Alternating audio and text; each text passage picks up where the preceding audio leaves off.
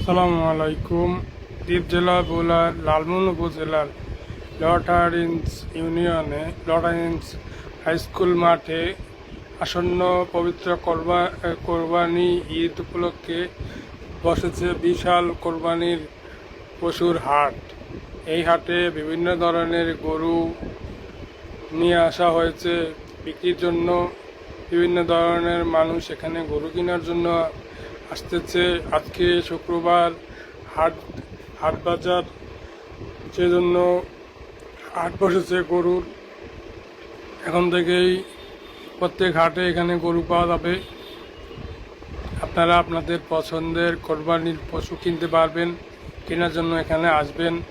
স্বল্প মূল্যে গরু পাবেন, ভালো মানের গরু পাবেন।